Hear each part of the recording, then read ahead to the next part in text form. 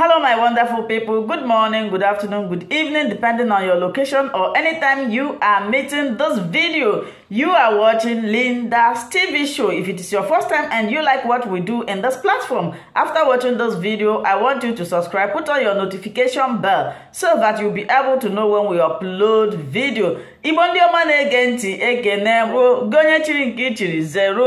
So whenever I speak Igbo here or post an Igbo video, sometimes people think this platform is just for the Igbos. No. If you are a Biafra, you are a Biafra. We don't have Igbo Biafra. We don't have Coastal Biafra. We don't have Delta Biafra. If you are a Biafra, you are a Biafra. You are free to leave your comment in any language. I will bring Google Translator to translate it. So my dear people, I have 3 different news in this video. 2 do not have video, but I'm going to place a video here for you to watch. There is something that is bothering me that I need to point out. You know, anytime I sit down like this to talk, you know that the issue is bothering me a lot. That is why I'm bringing it here. After listening to this video, please, I would like to entertain your suggestion, your contribution in the comment section. The first one is that I strongly believe, and by the grace of Chukwu Okike Abiama, our leader Nnamdi Kanu definitely must, by the grace of God, be released on the 8th of April, as it is written in this news that I'm going to be reading. According to this news coming from We Talk Naija, they said they learned that indigenous people of Biafra, IPOB, said it expects its leader Nnamdi Kanu to be set free on or before April 8 when his case comes up in court.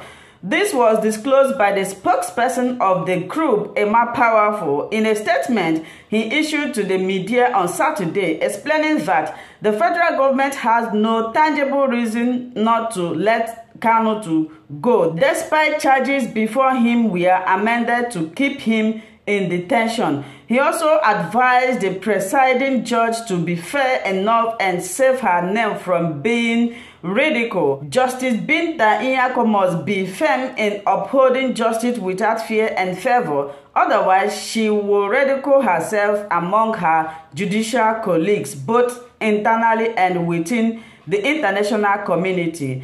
This position is based on the fact that the 5th count amended charges upon which his case is predicted are empty and have no root of substance whatsoever. The emptiness of these laughable charges have been well matched out, comprehensively discussed in the 46-page objection filed by Kanu's legal team. Most apparently is the fact that you cannot build something on nothing and expect it to stand. No trial can be entertained in any court in Nigeria insofar as the abduction of Kanu in Kenya and his extraordinary rendition to Nigeria is still a grave violation of international law, which crime Nigerian government is still guilty of. Kanu has never committed any crime and his position is very obvious, going by the Fabian's 15-count amended charges, which has nothing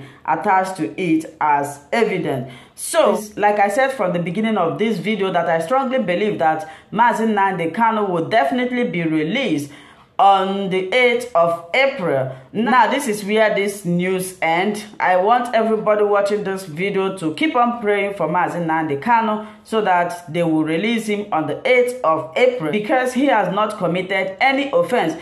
Now, the second issue that is bothering me that I want to lament of is this. I don't know if you people have been observing or noticing this. If you haven't, I'm bringing it to your notice that our youth, Biafran youth, Nigerian youth, they are going totally, they are being destroyed. I'm going to place a video here where our young youth now worship idols for money, where our young youth do not want to work. They don't want to suffer to make money. They want money to be falling from tree. They want to make money by all means. I watched this video, I cried. For those of you who are tearing Bible, discouraging people from believing in God, please stop. I don't know what you want them to become. From what I'm seeing these days, if care and precaution is not taken, we will never have another generation. How can you tell people that God do not exist? You taught Bible, you discourages people. I know that some of people who practice Christianity in Nigeria, they are not doing it in a right way, but who are you to judge? Who are you to judge? You taught the word of God. You made people to believe that God do not exist. You made people to believe that God do not answer prayer. Now look at what you have turned our youth into. Please, whoever that is discouraging the youth, that when they work hard and pray to God, that God will never help them, please stop it. God even said it. He said, I'm going to bless the work of your hands. Which when you are not doing anything, that you never have hope. But if you are doing something tangible, Lego, God will bring a helper. God will send somebody. When you pray to God, God will answer you. Not when you wake up in the morning, you are not doing anything. You go to the church and lie down and be praying, God bless me. That is the type of prayer that God will not answer. Let people be told the truth. Let everybody that is a pastor play your role very well. Preach the real gospel. Preach the real truth to the people. Open the eyes of the people. Instead of telling them that magic money or miracle money will fall from heaven, please tell them that that magic or whatever miracle money that will fall from heaven will fall only when you engage yourself in doing something. I watched this video. I was discouraged. Our youth are going astray. They are destroying our youth. Please, if you have a son, tell them. Even the Nigerian movie, they are not even helping the situation. They are not. They are only teaching them acting movie on how to do ritual movie, how to do kidnapping, how to steal. So, does it mean that if you work hard, you cannot become rich? Is it only when you steal? Is it only when you use your mother or your father for ritual that you become rich? Please, all the movie industry in Nigeria, they should start youth empowerment program by putting it into acting. Show people that when you go to school, after your graduation, you can be employed. Tell people that when you learn a handwork and start practicing it, that you can make money with it, instead of telling them that only when you go and kidnap a rich man, only when you go and steal, only when you become a ritualist. Especially the Igbo cultures, they have totally destroyed Igbos by their acting. Everybody now see Igbo person. When you become rich, either you are a 419er or you are a ritualist or you are this, you are that. Please, whatever you do, especially the youth nowadays, the children of nowadays, they are very, very sensitive. Whatever you place out for them to watch, that is how they are going to build their future. I hope I have spoken very well in this. So, my dear people, I'm going to play a video for you to watch. I respect that man so much. You just listen to what he said about Nnamdi Kanu. Please, like I said before, regarding the issue of our youth is bothering me. Please, after watching this video, share it. Encourage any youth out there. If you're a pastor, if you're a motivational speaker, please encourage the youth to work hard. Tell them that God exists, God answers prayer, God help the people. Not when you are idle, but when you are doing something, God will bless you. This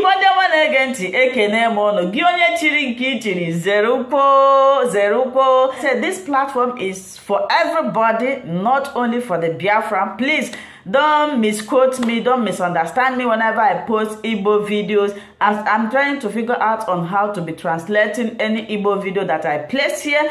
I appreciate your massive support. I never take it for granted. I love and cherish each and every one of you, especially my faithful followers, my faithful subscribers. Despite this hard time that YouTube is suppressing our videos, you guys are still there for me. I appreciate it, and I say mechuko kike abiyama gozio noncha. Yeah, may the power of Oduma begin to answer all your prayer. Today being on the 21st of year 2022, may all your heart desire be given up to you. As you all pray today, may all your prayer be answered. May the gods that answered our forefathers' prayers answer your prayers. Those of you that come from different states to Uromi today, from different local government to Uromi, A man that commands millions of followers, you don't need to ask yourself whether he's a threat. Somebody that even in detention, people are still observing, sit at home, whether by force or whether by conviction. The point is that there is large followership. He has signed the electoral act, a wonderful act. Now that you have signed the electoral act, are you going to go to election with so much insecurity in the East? Decision of the president to ignore the people from the Southeast, our people, not to talk to them, is something that every night when I'm sleeping, I keep wondering, is there that there's something that our people did to him that he cannot forgive? If the news of Sunday release, it enlightened our heart, because his struggle has been about the right of the people to live peacefully and live without being killed. And same with our brother. I strongly believe that this protracted legal trial is unnecessary, is unhealthy, is creating more insecurity, is overheating the polity, and that the president is empowered under the provisions of the electoral act through the Attorney General to discontinue any criminal trial at any stage of the trial. And all they need is for Attorney General to internally, and the trial is discontinued. So the question is, why is the president not looking at political solution? There's a lot of insecurity growing gradually, day by day in the East and across all different parts of the southern part of the country. The question now, and I keep asking people, that why political settlement is not just a necessity but a must, and the only path to finding solutions to this issue is that first there's a judgment of the Umuahia, the High Court of Abia State sitting in Umuahia, which categorically asked the federal government led by President Muhammad Buhari, after condemning them for the failed assassination attempt by raiding his house, because the judge said the attack on the house is actually meant to kill him. Now the judge now said clearly that the federal government should adopt political solution. If the judge, after delivering judgment, goes extra mile to say take political solution, is giving the government a road, and that I thought that by now the president should have started exploring those options by engaging politically to find a solution as the only way to solve this agitation that is also increasing insecurity. And let me say this. The question now is, what led to the agitation? What led to the agitation was the inability of the president to fulfill his constitutional responsibility as spelled out in section 14 of the constitution, which said that the primary essence of governance is protection of lives and property. So when those killings was happening, the clash and so on and so forth was going on in the East, if the president has applied so much effort and so much commitment that is visible to everybody, there wouldn't have been any need for people looking for an alternative. It was when the president was trying to classify some of those things as mere dispute of farmers and so on, and people are being killed and raped, that our people decided to resort to finding a way to protect themselves. So it's all about self-protection, which is even recognized by international law. And at the time they were protecting themselves, government should have say, okay, you don't need to protect yourself, we're going to protect everybody, and we're going to deal decisively with the people behind this insecurity. But government did not do that. That is what led to this emergence of both the ESN, both the other things that has worsened security situation in the East. And I think that for the way to solve it is for the president to as a father, to understand that these people were pushed to the wall in the desire to defend and protect themselves, and then say, okay, let us call everybody to the round table. Once you call everybody to the round table, it's okay, what is this issue? And why do I keep saying this political round table? When the Niger Delta issue came up, there was a round table to find solution. The white people were being killed, pipelines were being blown, there was economic sabotage and so on and so forth. But part of it was also human rights struggle. When the issue of what they call it, the OPC came up, when the issue of even Boko Haram, as bad as Boko Haram is, government were able to negotiate with some of them, reintegrate them into society and train them. So if you can train terrorists and then people that are agitating for self-preservation, self-protection and self-defense and so on and so forth, you should be able to call them. It's a less crime. You should be able to call them. It's not even a crime because it's recognized by God, it's recognized by the Bible, it's recognized by international law, it's recognized by our constitution. So I expected that the president should have called everybody together and say, okay, southern leaders or southeast leaders, what is the problem? Okay, because of this and that, I'll give you this one, I give you this one I cannot give. Then they find a common ground. But the decision of the president to ignore the people from the Southeast, our people, not to talk to them, is something that every night when I'm sleeping, I keep wondering, is there that there's something that our people did to him that he cannot forgive? Ordinarily call people to the round table to discuss is difficult. So I'm pleading with President Muhammad Buhari as the father of the country. He has signed the electoral act, a wonderful act. Now that you have signed the electoral act, are you going to go to election with so much insecurity in the East? Now take a step further as the father of the nation to convene a political round table and find a political solution to the Nnamdi Kanu issue and release him just like Sunday Buhari have been released, and so that we can go back to the table and find common grounds on the issues that led to this agitation. It is in the interest of the country and in the interest of economic development of our place as well.